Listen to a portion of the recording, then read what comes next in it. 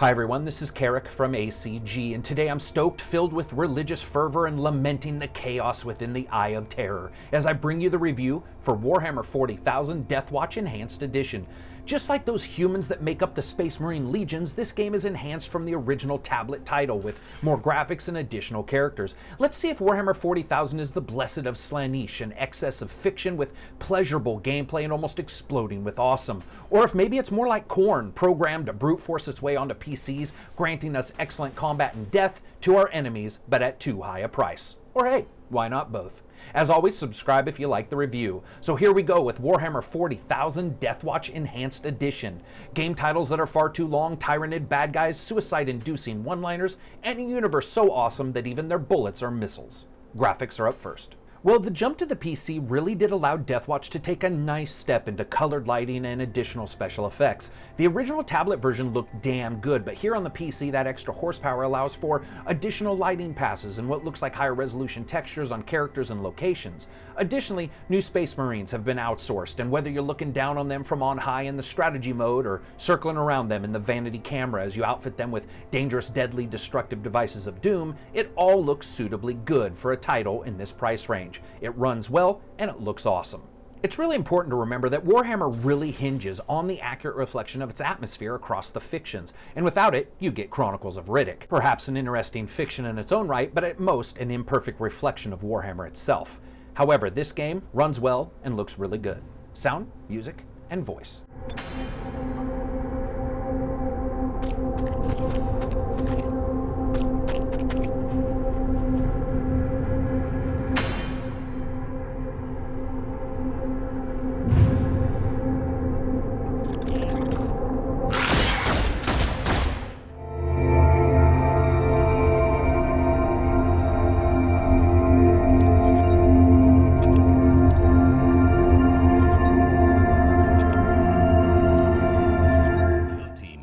The biomass pools in this chamber must be contaminated with the atrophying agent.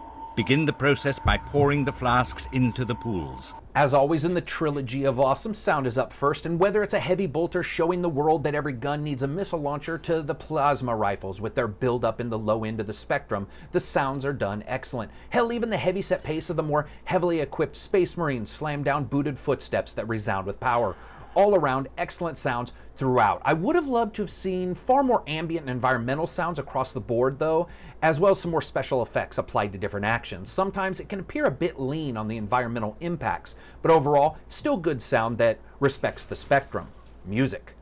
Incredibly hit and miss. In fact, if this had a percentage chance to hit, it would be less than 50. The title music and overall ambient themes while outfitting warriors is excellent, but the in-game stuff is mostly scattered traditional tones that fit well with, say, a horror movie. But when a level stretches on for maybe 20 to 30 minutes, my lord, hearing basically one chord played out on the most depressed organ known to man can make you feel just a little bit cutty. And that brings us to voice, and it's really good. I wish there was more, and unlike past titles, there wasn't an overabundance of voice acting. What is there is suitably dark for warriors traipsing into alien hives of antagonistic activity, but all in all, it's just good, not great. Occasionally, a good Warhammer-suitable quip will be piped out by one of the warriors staring down face-melting doom, but it's not that often. The voices are done tonally accurate, however, and you never really think to yourself, this guy is just too cheery for being on an alien hive ship. I would say good voices, but could have been a little bit better. Gameplay. Now, it's always important to remember that the Deathwatch is a series of Space Marines from various chapters that take on the most deadly of jobs, the kind where someone doesn't say, I may not come back, but instead says, it's slightly possible I'm gonna return. Each mission is given to you via a short chapter spread and vocal introduction, and then you're looking in a less than 3/4 kind of camera view, and almost straight down camera view actually, on your Marines, requiring them to do various activities like protect planted bombs, hold off alien counterattacks, and deliver alien anthrax to hive ships. For each kill and successful mission, you gain XP as a team, which allows you to buy skills, feats, and even more space on your Marine to carry extra items, which basically means as a character gets more experienced, they find extra pockets. Yeah, it makes absolute ass for sense, but it's one more reason to continue playing. The other reasons are to mix and match your augmented human doom machines and take fiery death to the opponents in turn-based action. Everyone can be outfitted with various weapons and different marine types. Even though I had 2 or 3 of the same marine, each felt different due to both their mother chapter, but also their weapons and items, which you sometimes get after battles. You can also just raise your level using experience and spend it on hit points and a couple other stats. But it's the ease at which combat flows that helps this title along. Player and enemy turns are fairly simply move and fire, or fire and move affairs, with mixtures of special attacks when possible and special skills augmenting your squad when applicable. It's all what you see is what you get. Even the Overwatch, which at first can seem arbitrarily detailed, is actually just allowing the player to indicate a general direction to guard, and the game takes care of the rest. If I had any complaints, it's that some weapons fired around scenery better than others, and a couple of times I had actually no clue as to why.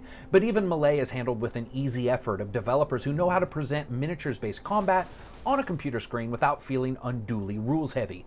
Action points are allotted and removed during actions in a very fair increment, never feeling cheap or unduly punishing. And truth be told, that's where the magic really happens. I am a grognard, but even the most hedonistic of role players that spell it R-O-L-L and not R-O-L-E, encased in their helmets made of melted down plastic figures, has to accept that sometimes it's a bit hard to get into this fiction, uninitiated or without a bunch of extra time. Warhammer Deathwatch Enhanced solidly shatters that requirement for, I think, the first time. Sure, we've had other Warhammer games come and go, many of which I've reviewed and loved or liked, depending. But Warhammer Deathwatch was the first where I knew I could show it and suggest it to players who've always said, what is this Jesus fiction with its decaying emperor and dark crusades all about? Without worrying about glazed over eyes as I explained it or showed them something. It's just enough without someone saying enough, it's depth without the feeling of darkness, and it's fiction without the ironclad emo prose, though you really do have to create a scar to cure the cancer, but that's another thing entirely. Deathwatch does what other games have not in this particular fiction. It offers a technically proficient but easy enough to understand for most casual gamers type of title that negotiates the line between heavy nerd and lightly equipped nerd. It also has no microtransactions. Yeah, you heard that right. The company that released Warhammer Quest like a pox onto the world realized that microtransactions for everything, well, sort of sucked. Here you get experience and basically success points to upgrade characters and buy card packs as well, with no store visibly present. No store present. Fun factor.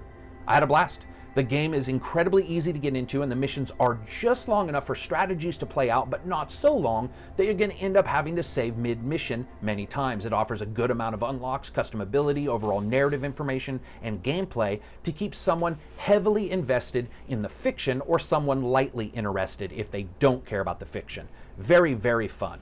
So I rate games on a buy, wait for sale, rent, or never talk about it again rating scale. Even at the premium price, this is $24.99 with a 10% off purchase.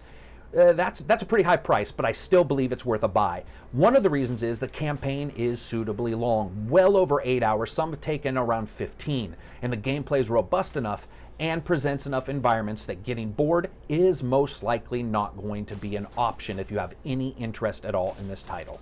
It's an excellent title that reflects its fiction well. So that's it for me. I hope you liked the review. If you did, maybe subscribe, maybe not, whatever. If you liked the video, hit thumbs up. If you disliked it, hit thumbs down. And as always, peace out.